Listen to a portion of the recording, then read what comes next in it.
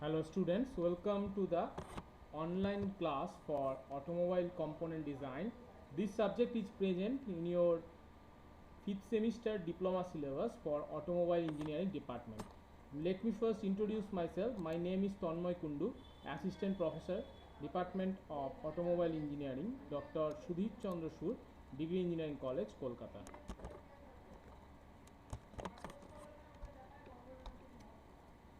Next, come to the course objective.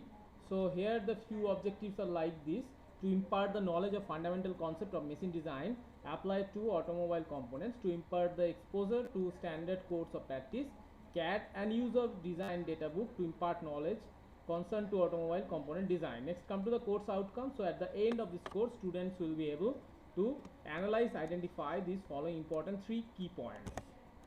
So today we will discuss about the materials used for the automobile components. Today's lecture number 8. So let us start about the different types of automobile components, and based on that we will learn that what are the different materials that can be used commonly for different automobile components. So first start with the very important component in any automobile part, any vehicle, that is the chassis and frame. Okay. So what is automotive chassis? So automotive chassis is just nothing but is a skeleton frame, okay, on which the various mechanical parts like engine, tires, axle, assemblies, brake and steering etc. are to be bolted, okay. So basically it behaves like a skeleton of a human being. That means it basically gives the total foundation of the structure, and above which the various mechanical parts, various automobile parts like engine, tire, axle, assemblies, brake, steering, everything will be bolted with each other, okay. So this is called the automotive chassis. So chassis is nothing but it is just a simple skeleton. Now the chassis is considered to be the most significant component of the automobile, main component of the chassis. So basically the chassis part consists of these following items. So starting from the frame, then is starting from the engine, or the engine is basically called is the power plant. So where the basically the whole power is generated. Power is generated means the power required to drive the vehicle. So what the total amount of power is generated in the engine part. So engine is also called as the vehicle power plant, okay. So next important material is the clutch. So there is clutch, then come to the gearbox, then come to the universal joint, then propeller shaft, then differentials. So these are the different components that fundamentally constitute the chassis of the vehicle, okay. So here you see this is the truck chassis part, okay. So this is the simple truck and this is its chassis. So here you see this is the front axle, this is the rear axle, okay. This is steering gearbox assembly, this is radiator, this is wheel, front wheel, then come to the this one is the clutch, this is the gearbox, then is the steering wheel, this one is the universal joint, or simply it is called the U joint, then come to the slip joint, then this is the frame, this whole rectangular part is called the frame. Then you see the total phone number of wheels are there. These wheels are basically rear wheel, okay. Then come to the lip spring part, then rear axle part, differential assembly, then here there is another universal joint. So all those particular components constitute the whole skeleton part of the vehicle, that is called the chassis, okay. So this is the truck chassis. Come to the basic chassis part. So it is here you can see this is simple a four-wheeler. So in the four-wheeler this one is the radiator. So this is the front wheel, this is the clutch, this is the engine part, then gearbox, then steering, side member, horizontal member, petrol tank, okay. So the whole system consists the total chassis. So chassis is nothing but it is the simple skeleton, or it is just a foundation for the vehicle, okay. Next come to the type of chassis. So based on the geometry of the chassis, so based on the profile it bears, so the chassis is commonly classified like, first one is the ladder chassis. So here we see the main material used in this type of chassis is the galvanized steel, okay. Now what is galvanization? Most of you have some idea like galvanization. So basically galvanization means you can use the zinc as the alloy metal, okay, zinc. So galvanized steel, then galvanized iron, high grade aluminium. So these are the primary metals by which the ladder chassis can be made of. Then come to the backbone chassis. So glass fiber is commonly used for preparing the backbone chassis, since glass fiber is high in its tensile strength. Okay, so in the backbone chassis, whatever the fundamental mechanical property is required, that is the tensile strength. So in order to establish the tensile strength very much high, we can use the simple glass fiber in the backbone chassis. Then come to monocoque chassis. So this is manufactured by welding floor pan and other pieces together. So in some chassis like race car, two of the layers are made using a plastic resin reinforced with carbon fiber, with the interior layer of aluminum honeycomb sandwiched between the inner and outer layer. So you can see the important materials here it is used, like plastic resin, then carbon fiber. Another one is the aluminum honeycomb. Okay, so these are the particular things that by which the total monocoque chassis has been made of. Then come to the chassis frame. So the frame is the main part of the chassis on which the remaining part of the chassis are mounted. The frame should be extremely rigid and strong so that it can withstand the shock, twist, stress, vibrations to which it is subjected while the vehicle is moving on road. So it is also called under the body. The following are the important types of frames. So here we see the automotive part. The chassis primarily consists of the frame. So frame is a very important part in the chassis. So the frame basically gives the strength to other components of the chassis by which it can withstand the shock, any externally applied force, any suddenly applied force, any impact loads, any twist, any kind of stress or vibration, anything that it can easily absorb. Okay, so this is basically called as the frame. Now frame may be many a type, like conventional frame. The body is made of the flexible material like wood, isolated frame by inserting the rubber mounting in between. The frame is made of the channel section or tubular section in the box section. Okay, next come to the semi-integral frame. So first one is the conventional frame. As you know, why it is called conventional? Because it is the traditional type of frame. So in the most of the oldest vehicle, this particular frame is made of. So if you search in the Google, or if you can go for the YouTube video link, so you can always have the conventional frame, any kind of characteristic or any kind of design, it may be available in the internet part also for the conventional frame. Okay, next come to the upgraded type of frame, that is called the semi-integral type frame.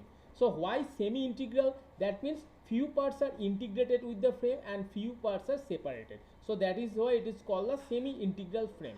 So in this type of case, the rubber mountings, the mountings are basically made of the rubber. Okay, and rubber mountings are used in the conventional frame. Between the frame and suspensions are replaced by more stiff mountings. So what is the difference between the conventional and the semi-integral? So here you see the mountings are basically made of the rubber, whereas in the conventional frame you can see the mountings are made of wood. Okay, so wood is very commonly used, but as the wood have certain characteristics which are not suitable to be used in the frame, so that is why the material has been upgraded and newly material comes as the rubber. So rubber has the basically very fundamental mechanical properties like elasticity. So mountings are made of rubber which can ensure them the more elasticity compared to the wood. Okay, so rubber mountings are used in conventional frame between frame, okay, and suspension. So here in case of the conventional frame, the whatever the suspensions are used, that suspensions will be completely replaced by the stiff mountings in case of the semi-integral frame. Okay, next come to the integral frame. That means the whole part has been totally integrated with the frame. Okay, so it is integral frame, or it can also be called as the frameless construction. Okay, so in this type of construction there is no frame, so there is no existence of any kind of frame. So here the frameless construction, you can see it is completely utilized in the frame body construction. The underbody is made of the floor plates, and channel and box section are welded properly like a composite unit. Okay, Now here we see that this particular chassis or frame, these are the different automotive components, so that will be discussed in a different subject that you have to go through in the next semester or in the next year. But primarily, as in a present our present subject, that is design of automotive components, so we will not go through the chassis or in the frame part. So that part will be detail discussed in the next semester subjects. Okay. But prior to that, for this particular design subject, we have to mostly know that what are the different materials, what are the different natural materials, any artificial material or any smart material that are normally nowadays used to prepare the automotive components. So our primarily intention is to get very much familiar about the materials only. Okay. Next come to the, based on the design, the chassis frames are classified as below.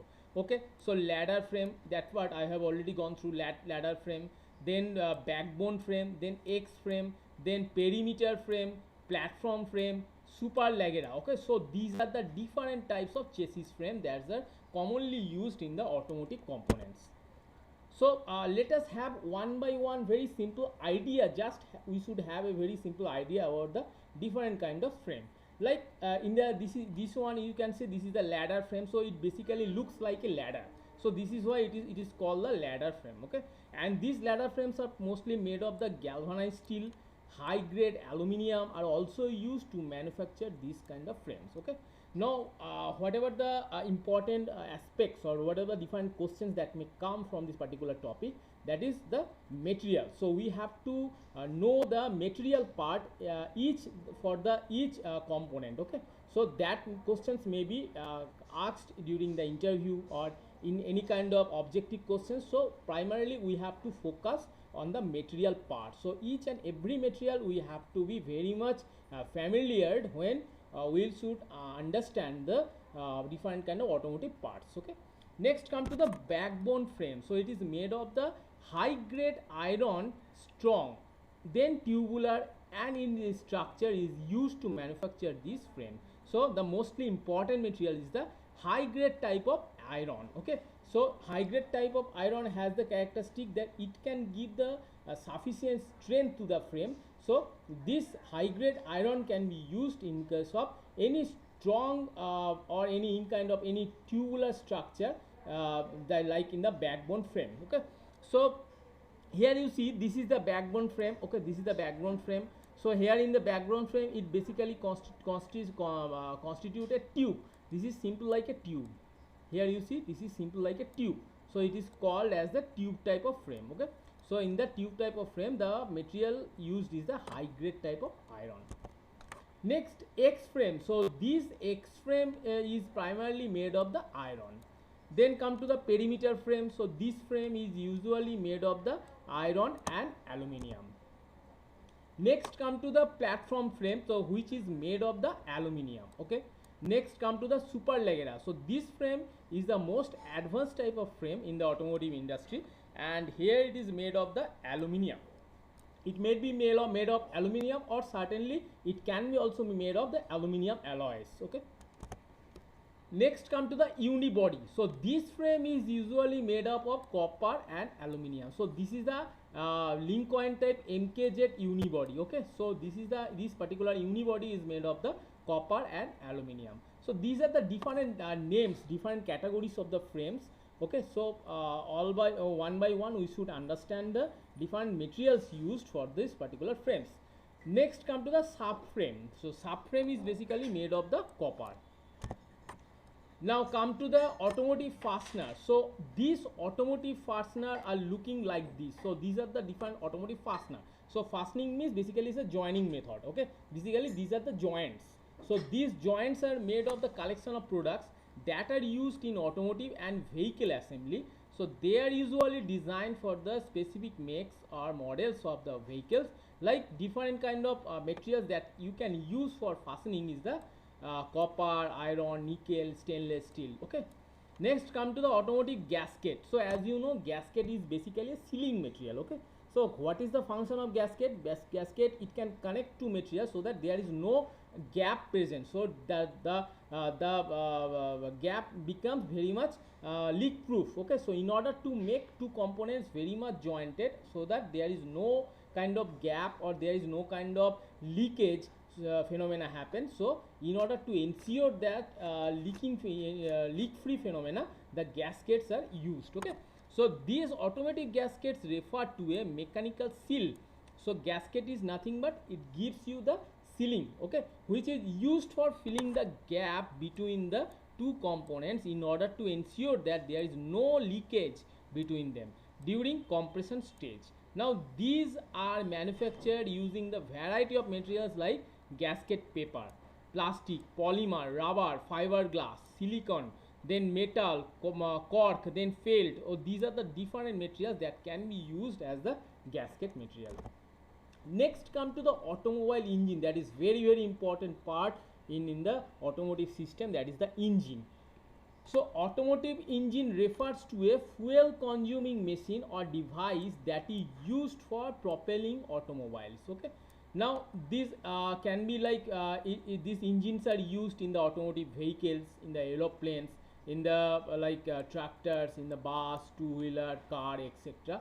So in any kind of automotive segment, so engine is must. So quality of the engine material must be superior enough so that the mechanical strength, the thermal characteristics, the mechanical efficiency, the volumetry efficiency, everything can be well ensured. Okay, so the materials of the engine is very much superior quality. Now engine forms an integral component of a vehicle that transforms the chemical energy of the fuel into the mechanical energy for power.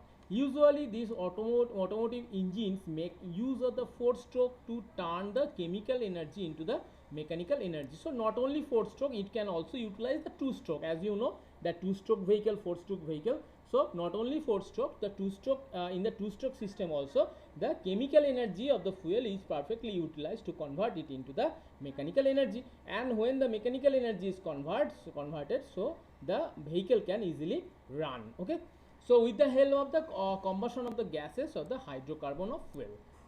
Next come to the different components of the automotive engine, like camshaft. So this is the structure of a camshaft. So this camshaft material must be chilled type of iron casting, billet steel. Okay, chilled iron casting or billet steel. Next come to the crankshaft. First one is the camshaft, this one is the crankshaft. So this is the structure of a crankshaft. Okay, so crankshaft material must be carbon steel, must be nickel chrome. Nickel chrome means it basically a nickel and chromium alloy. Okay, so that is called the nickel chrome or other alloy steel. Okay, next come to the connecting rod. So you see this is the connecting rod. So these rods are actually made with plain carbon steel, aluminium alloy, so which is characteristic by the low weight. So obviously the connecting rod must have the low weight. So any metal which can ensure you the low weightage, so that materials can be used to prepare the connecting rod. So aluminium has the very fine characteristic that it can give you the low weight. So aluminium alloys are mostly used in the connecting rod. Now next come to the nickel alloy steel, also used for the heavy duty engines like steel, aluminium, titanium, iron and other type of metals can also be used to make the connecting rod. Next come to the crankcase. So this is the crankcase. The primary materials are like magnesium, cast iron, aluminium and alloy are the main materials used in the manufacture of the crankcase. Next come to the cylinder head. So here you can see this is the cylinder head. This particular head, or you can see this is the casing, simple the casing. So cylinder head is made of the aluminium or cast iron and are respectively called as the aluminium cylinder head, and if the cylinder head is made of the cast iron, so it will be called as the cast iron type cylinder head. Next come to the engine belt. So this is the engine belt. So belt drive is used for the power transmission. So in that case the belt materials must be flexible polymer type over fabric reinforcement, synthetic rubber, polyurethane, nylon, Kevlar and other aramid fibers and carbon fibers. So all are the very important and very smart materials for which the engine belts can be made of. Next come to the engine valve. Valve can be, as you know, this must be some inlet valve or any exhaust valve, outlet valve. So these valves are made of structural ceramics, steels, super alloy, titanium alloy like this. Next come to the engine block. These blocks are made of the different materials including aluminium alloy, grey cast iron, ferrous alloy, white iron, grey iron, ductile iron, malleable iron like this. Okay. Next come to the engine pulley. So pulley is also very important component on which the belts are mounted. So obviously for the power transmission purpose, the pulley plays a very crucial role. So in that case also you have to ensure that during transmission of power the loss should be as minimum as possible. So pulley materials shall be selected in such a way that the material should ensure you very primarily losses, very less amount of loss, so that efficiency becomes high, so that transmission efficiency becomes high. So in order to ensure that higher kind of transmission efficiency, the materials for pulley are used like molded plastic, then iron and steel are the common materials for the pulley.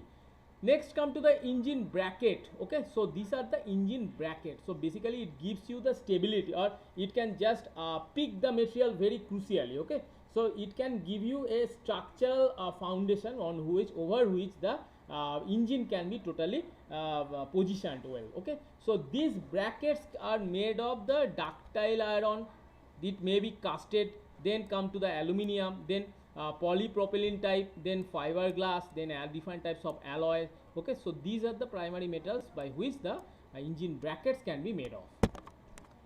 Next come to the engine molding bolts. Okay, so these molding bolts can be made of the alloy, silicon, bronze, then normal bronze, then ceramic, then carbon, aluminium, nylon, phosphorus, bronze, then nickel, silver, plastic, titanium, zirconium, stainless steel, or all are the different metals by which the engine mounting bolts can be made of. Then come to the very important part. This is very important part in the automotive system, and in the most of the time it is always asked that what is the material for piston. So piston materials are very important. That is primarily made of the aluminium, forged steel, etc. So aluminium alloy are the ideal material due to their high thermal conductivity. Okay, so here you see in the, as you know, in the combustion chamber, what will happen, the total amount of heat is generated, and burning, due to burning of the gas, or due to the combustion of the gas, a high amount of heat is generated. So heat is the primarily you can say primary source of energy by which the mechanical energy can be developed. So it is always important that whatever the heat is generated, that much of heat should be conducted from one part to the another part. So obviously the piston material should have the high thermal conductivity, so that it can easily dissipate the heat, so that it cannot concentrate the heat in its own domain. It should have the property that it can transmit the heat, or it can dissipate the heat. So in that case the thermal conductivity should be high. So aluminium is the very important material whose thermal conductivity is high. So that is why the piston material is primarily used for the aluminium alloys. Next come to the piston rings. So these are the piston rings, so which are made of chrome steel. Chrome steel means many steel which is having the alloy material like chromium. So okay, this is called the chrome steel. It can also be made of cast iron. Okay, this is the push rod. So push rod are used for titanium, aluminium, chrome moly. Moly means basically chrome molybdenum. Okay, chromium and molybdenum, these two primary alloying elements are there, and they are tempered chrome moly. Okay, it can be just simple chrome moly, or it can be tempered type chrome moly. Okay, so these are the different automotive components or vehicle components. So in detail you will come to know in your next semester subjects, but in the design part, as I have told you earlier, you have to know the material part very well. Okay, so you have to focus on the material part. Next come to the valve train. So this is the valve train. Okay, so in this valve train the material used are basically cast iron, and galvanized steel. The primary component of the valve trains are basically tappet, rocker arm, this their valve timing system. Okay, valve timing system, perhaps you have gone through in the SI system, 2-stroke SI or 4-stroke CI or 2-stroke CI. So there are different types of valve timing diagrams. Okay, so from the valve timing diagrams you can easily come to know that at which point the inlet valve will be open, inlet valve will be closed, exhaust valve will be open, exhaust valve will be closed, or combustion will begin, or intake will begin. Okay, so all those particular things we can come to know by the valve timing diagram. Now at which point the valve will come working, valve will start working, the entire system is controlled by this valve timing system. So valve timing system basically is a part of the valve train. Next come to the car body panel. So metals such as steel, aluminium, magnesium are mainly used for the elements of the body structure and the panel. Now plastic are applied for exterior attachment to the body. Cars consist mainly of steel and iron. Now steel, whatever the steel, so most commonly used materials for the vehicle are the steel, different types of steel. Now they offer a wide variety of material characteristics such as thermal, chemical, mechanical resistance, okay, ease of manufacture and durability. Now nowadays the steel has very limited applications, but although in most of the vehicle steel can be used. Then come to the aluminium. So this is the very important material for the car body, and also the plastic is very important, fiber plastic, some important thermoplastics are also, thermosetting plastics are nowadays used for the car body and car body panel. Now what about the aluminium? So aluminium has the already established itself the car industry many years. Now aluminium has a very important property, like it is having, it can ensure you very lightweight. Okay, so in order to make the vehicle with very lightweight, or weight is very less, so that its rigidity can be ensured, in order to make those properties very much crucial, we can use the aluminium. So what are the important benefits? Now low density and the high specific energy absorption performance and good specific strength are the most important properties. So as the aluminium having the very good properties like this, so it can be used as the car body. Next come to the plastic. So plastic are the important material for the automotive industry. It has low density. As the density is less, so obviously you can understand the weight is less. Now they are mostly economic to procedure. Their characteristic can be fitted to specific demand. Now under reinforced plastic concerns can be covering in the exterior attachment to the body structure. Okay, so as you know that aluminium, plastic, they are having the characteristic, most of them are similar type, but plastic is more, you can say that if you can manufacture a plastic by like not any plastic, it can be, as you know, the plastic can be two types. One is thermosetting plastic, another one is thermoplastic. So thermosetting plastics have those very superior qualities. So these plastic mostly we refer the plastic as the thermosetting plastic. So thermosetting plastics can be used as the car body and car body panel. Next come to the magnesium. So magnesium is another light metal that is becoming the increasingly common in the automotive industry. It is even lighter than the aluminiums, and it is used in the manufacture of transmission housing or parts of door bonnets for lightweight constructed car. Next important is the carbon fiber epoxy composite. This is very important, and this material is now used nowadays. The most of the racing car companies much more rely on the composite material, from whether it will be plastic composite, it will be Kevlar, or most importantly carbon fiber epoxy composition.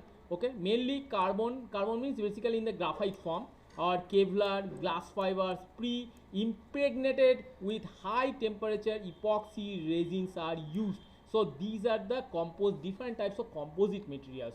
So such composite materials can ensure you a good quality products, and also low density, or you can say the manufacture easiness, or the cost is very less. So all those important aspects are there, so it can be used as the car body and car body panel. Next come to the plastic and plastic composites. So autos are fully loaded with plastic car seats, dashboard, like side paneling and or bumpers, representing more than 7.6% of autos primary bulk material used. The typical automotive industry today contain about 260 pounds of plastic, and this also helps in reducing the weight and increasing the fuel efficiency. So this is the primary two important aspect, that in any automotive industry our primary target is to reduce the weight of the vehicle, and also you have to ensure the higher fuel efficiency. So important materials that can ensure you such properties, like carbon fiber epoxy composite, like plastic materials, okay, like aluminium composite or aluminium alloys. So these are the very important materials by which the car body can be made of. Next come to the plastic composite. So carbon composite, carbon fiber composite we have come to know. Then there is another term, that is the plastic composites. So plastic composites are one of the popular materials among composite family in car chassis. Now plastic composites are so light that the average car is lighter than the minimum weight permitted. Okay. Next come to the glass fiber composite. So you can see the different types of composite materials are used. Okay, plastic composite, carbon graphite composite. Then another one is the glass fiber type composite.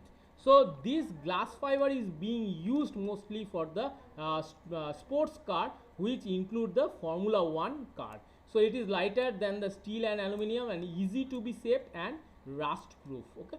Now next important term is the cooling system. So in the automotive vehicle, the cooling is the very fundamental component that has to be very much well established, so that the engine should not be it should not become very much hotter. Okay, if the engine will getting hotter certainly, so its thermal characteristics or mechanical behaviors or metallurgical behaviors may change. So cooling is very important aspect in the automotive vehicle. So what will happen, the engine can perform its original qualities, or it can perform well as long as you can drive. So cooling system has to be very much well behaved.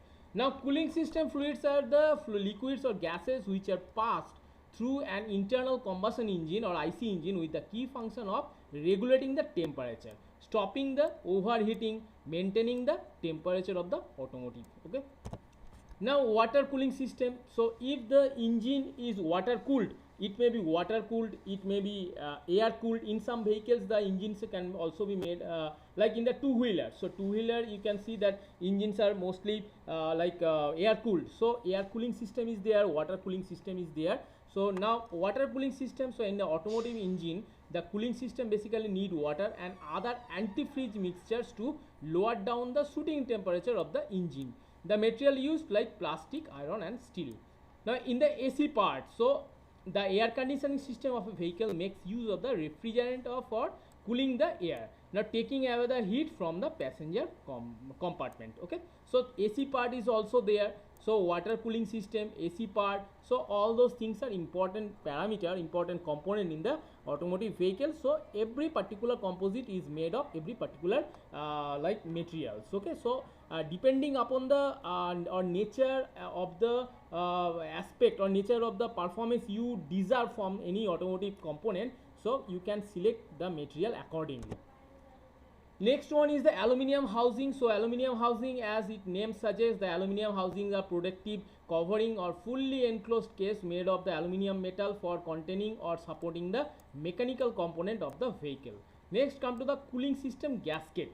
So these cooling system gaskets are seal or packing specially designed for the joining or sealing the matched components or pipe joints in an automotive cooling system, with the main purpose of stopping the escape of the gas or the liquid. And usually these materials are like rubber. Not only in the automotive gasket but everywhere in the refrigerator parts also the gaskets are used. So whenever there is a term like gasket, gaskets are primarily made of the rubber. Next come to the very important part, that is the shock absorber. So these shock absorbers are a mechanical device having the springs located in the balance wheel bearing, which are used for preventing the vehicle from getting bumps. These absorbers are made of the steel and the iron rod. Next important aspect, important component is the suspension spring. So automotive or automobile suspension and steering system make use of the many kind of suspension spring that help the vehicle to move comfortably and adapt the uneven road conditions. So the important materials for the suspension springs should have the quality tensile strength. So in order to establish that tensile strength, you can use kind of tensile steel, any iron. Okay, any iron means not only it should be a alloy iron or alloy steel, or it should have the superior quality characteristics. Okay, these suspension springs. Next come to the tire. Here the tire spelling is wrong, so you should rectify that.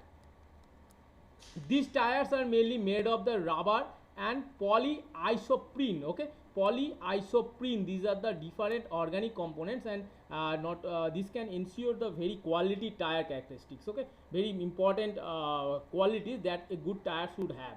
So nowadays polyisoprene material is widely used for preparing the tires. That picture here you see, this is the tire. Okay, now this particular tire has different components, different parts. So, and their materials can be of different types, part by part. Like it can be made of the styrene, butadiene, copolymer, then polybutadiene, then halobutyl rubber, then bromobutyl, then chlorobutyl, then rubber compound. Different compounds are there. Then light. If so, in every automotive vehicle you can see there is the existence of light. So lights can be made of the polycarbonate, it can be made of the polymethyl methacrylate, okay, PMMA.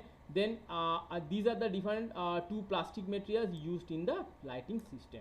Now come to the electrical system. So the armature is made out the iron, the charging system inside the auto is made out the plastic, and lots much of copper which is in the form of coil. Okay, so this is the reference slide by which I have got some idea, or I have taken some reference input points to prepare this PPT. So you can also have the help of this reference. So this is all about my today's lecture on automotive component materials. So these materials you must have to remember very well component wise. So depending upon the component and its purpose, so different types of materials can be used. Okay, so this component we should remember very well.